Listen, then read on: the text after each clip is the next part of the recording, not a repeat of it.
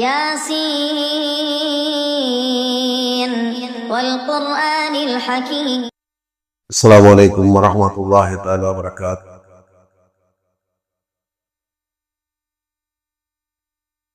الحمد لله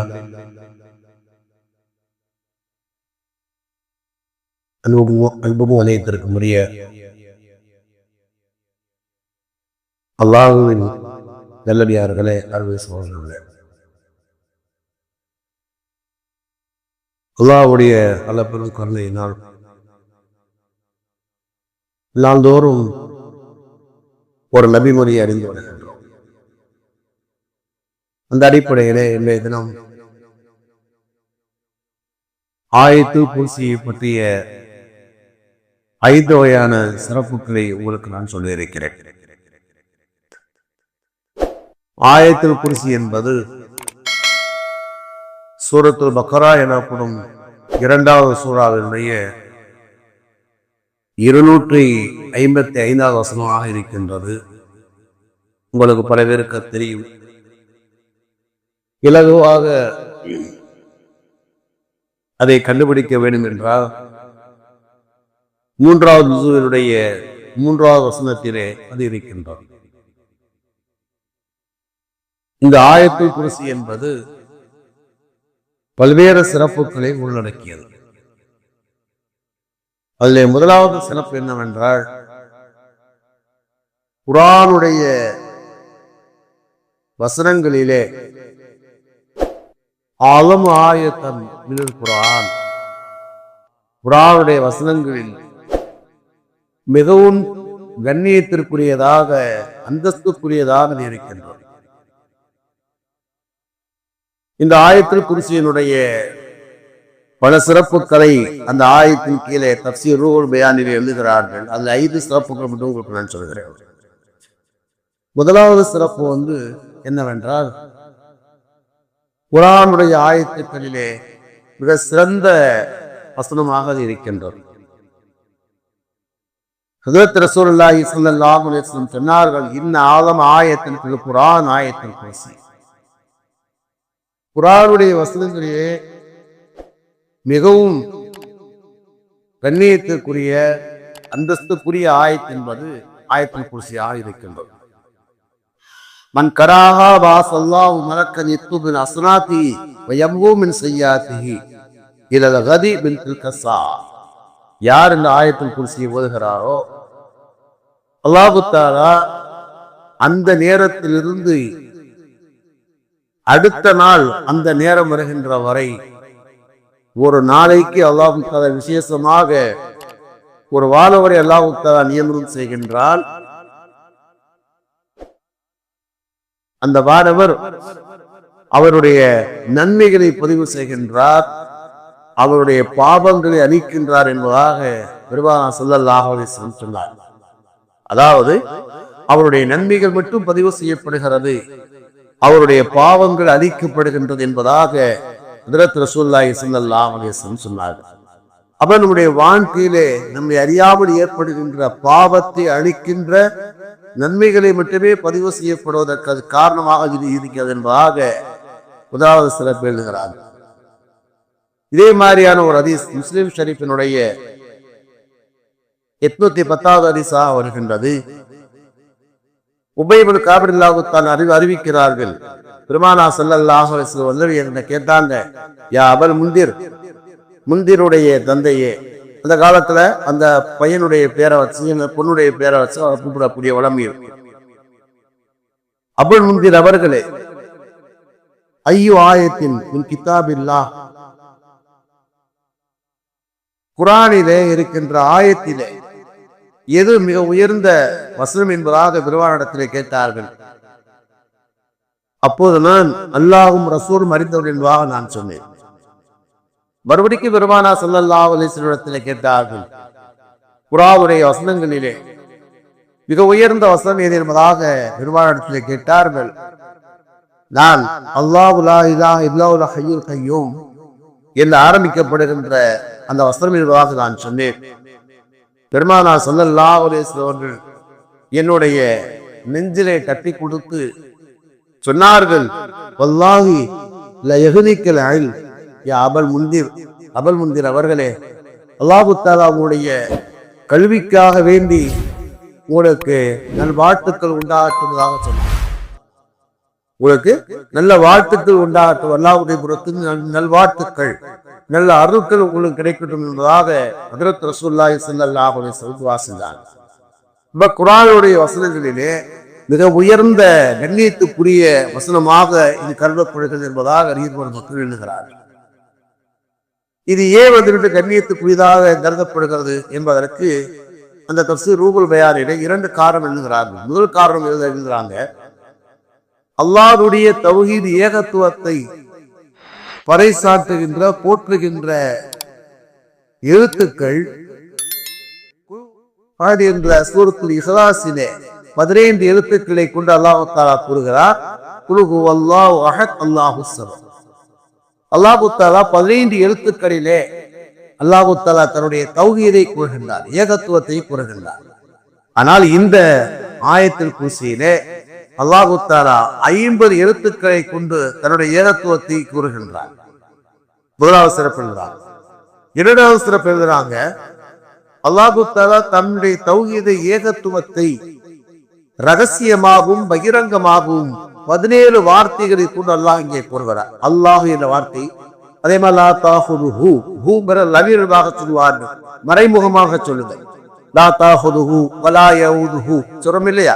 அதே மாதிரி அல்லாஹ் தஆலா பகிரங்கமாகவும் ரகசியமாகவும் 17 வார்த்தைகளை கொண்டு தன்னுடைய தௌஹீதை ஏகத்துவத்தை அல்லாஹ் கூறுகிற காரணத்தினால், இது குர்ஆனுடைய அல்லாஹ் கூறுகிற காரணத்தினால், இது குர்ஆனுடைய வசனங்களிலே மிகச் சிறந்த வசனங்களாக முதலாவது சிறப்பு எழுதுகிறார்கள். இரண்டாவது சிறப்பு என்னவென்றால், எல்லா வசனங்களுக்கும் தலையான ஆயத்தாக இருக்கின்றது. இப்படி மனிதனுக்கு தலை என்பது மிக முக்கியமோ, அதே மாதிரி எல்லா வசனங்களுக்கும் எப்படி கூட்டத்துக்கு தலைவர் எப்படி முக்கியமோ, அதே மாதிரி குர்ஆனுடைய தலைமையான ஆயத்தாக இருக்குது என்பதாக பெருமானா ஸல்லல்லாஹு அலைஹி வஸல்லம் சொன்னாங்க. ஹதீஸிலே வருகிறது, ஒரு தடவை சஹாபாக்களோடு சஹாபாக்கள் அலி ரலியல்லாஹு அன்ஹு பேசிக்கிட்டு இருக்காங்க. அலி ரலியல்லாஹு அன்ஹு சஹாபாக்களோடு பேசிக்கிட்டு இருக்காங்க. அப்ப ஒரு பேச்சு வருது, குர்ஆனுடைய ஆயத்துக்களே சிறந்த ஆயத்து இது என்பதாக ஒரு பேச்சு வருது. அப்ப அலி அவங்க சொன்னாங்களா, ஐனா அன்தும் ஆயத்தில் குர்சி, ஆயத்தில் குர்சி விட்டு நீங்கள் எங்கே சென்றீர்கள்? ஆயத்தில் குர்சி விட்டு எங்கே போனீங்க? ஆயத்தில் குர்சி சிறந்த ஆயத்துன்னு சொன்னாங்க. சொல்லிவிட்ட அலி அவங்க சொன்னாங்க, ஹஜ்ரத் ரசூலுல்லாஹி ஸல்லல்லாஹு அலைஹி வஸல்லம் இடத்திலே சொன்னார்கள், யா அலி சய்யிது பஷரி ஆதம், மனிதர்களுக்கு தலைவர் ஆதம் அலைஹிஸ்ஸலாம், சய்யிதுல் அரபு முஹம்மத், அரபுகளுக்கு தலைவர் முஹம்மது ஆகிய நான் ஸல்லல்லாஹு அலைஹி வஸல்லம். சொல்லிவிட்டு பெருமானாத்தோ தான் தான் சிறந்தோடைப்பாக பெருமாள் எப்போதெல்லாம் கூறுகிறார்களோ இந்த வார்த்தையை சொல்லுவாங்களா, இதனால் நான் பெருமை அளிக்கவில்லை சொல்லுவாங்க. அடுத்த சொன்னாங்க, சய்யிதுல் ஃபாரிசி சல்மான், பாரசீகர்களுடைய தலைவர் சல்மான் ஃபாரிசி அவர்கள், சய்யிதுல் ரூஹ் சுஹைப், ரோமர்களுக்கு தலைவர், அப்ப ரோமர்களில் சிறந்தவர் சொல்றாங்க, ரோமர்களில் சிறந்தவர் சுஹைப் ரலியல்லாஹு தஆலா அன்ஹு அவர்கள். சய்யிதுல் ஹபஷா பிலால், ஹபஷாக்களிலே அந்த கருப்பு இனத்தை சார்ந்த மக்களிலே தலைவராக கருதப்படக்கூடிய ஒரு பிலால். சய்யிதுல் ஜிபாலை கூர், இந்த உலகத்திலே எல்லா மலைகளுக்கும் தலையான மலை தூர்சீனா மலை. சய்யிதுல் அய்யாமி யௌமுல் ஜும்ஆ, எல்லா நாட்களுக்கும் தலைமை நாளாக கருதப்படக்கூடிய ஜும்மாவுடைய நாள். சய்யிதுல் கலாம் அல் குர்ஆன், எல்லா வாசகர்களுக்கும் தலைமையாக இருப்பது குர்ஆன். சய்யிதுல் குர்ஆன் அல் பக்ரா, குர்ஆனுடைய சூறாக்கள், அந்த 116 சூறாக்களே தலைமையான ஆயத்தாக தலைமையான சூறாவாக கருதப்படுவது சூரத்துல் பக்ரா. சொல்லிவிட்ட பெருமானா சொல்லுவாங்க, சய்யிதுல் பக்ரா ஆயத்துல் குர்சி, பக்ரா சூரத்துல் பக்ராவுடைய தலைமையான ஆயத்தாக கருதப்படுவது ஆயத்துல் குர்சின்பாக பெருமானா சொன்னதாக ஹஜ்ரத் அலி ரலியல்லாஹு தஆலா அவர்கள் கூறுகிறார்கள். அப்ப குர்ஆனுக்கு தலைமை பக்ரா, அந்த பக்ராவுக்கு தலைமையாக கருதப்படக்கூடியது அந்த ஆயத்துல் குர்சி என்பதாக சொன்னார். இரண்டாவது சிறப்பு. மூன்றாவது சிறப்பு சொல்றாங்க, மனிதனுக்கு ஏற்படக்கூடிய எல்லா வகையான ஷைத்தானுடைய தீங்கை விட்டு பாதுகாக்கின்ற அது கேடயமாக இருக்கிறது, பாதுகாப்பாக இருக்கிறது. அவங்க அறிவிக்கிறாங்க, பெருமானா சொல்வார், மா குரியத்த ஹாதில் ஆயாத்தி தாரி இல்லா ஜரத்தஹ ஷயாத்தீன் ஸலாஸீன யௌமா. இந்த ஆயத்துல் குர்சி எந்த வீட்டிலே ஒரு முறை ஓதப்படுகின்றதோ 30 நாட்களுக்கு இந்த ஷைத்தான் அந்த வீட்டை விட்டு ஓடிடுவான். நமக்கு தீங்கிழைக்கின்ற ஷைத்தான் ஓடுகின்றான். 30 நாட்களுக்கு ஓடி விடுவான். பெருமானா சொல்லுவாங்க, வலா எதுகுல்லா சாஹிரு வலா சாஹிருத்தின் அர்பைன லைலா, 40 நாட்களுக்கு சூனியங்கள் செய்வனைகள் செய்யக்கூடிய எந்த ஆணும் பெண்ணும் உள்ளே நுழைந்து உங்களுக்கு இதுவும் செய்து விட முடியாது. அவங்க உள்ள வந்தாலும் கூட, ஏதாவது செய்யணும் வந்தாலும் கூட 40 நாட்கள் இதுவும் செய்ய முடியாது. அப்படின்னா ஒரு தடவை ஓதிட்டாலே 30 நாட்களுக்கு சைத்தான் ஓடுகின்றார்.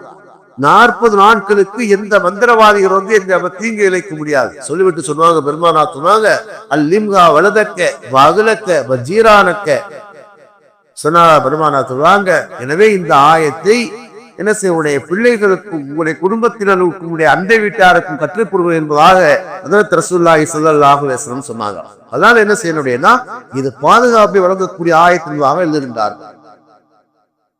4வதாக சொல்றாங்க, இதை ஒவ்வொரு தொழுகைக்கு பிறகு ஓதுகிற நேரத்திலே அவர் சொர்க்கம் செல்வதற்கு அது காரணமாக இருக்கின்றார்.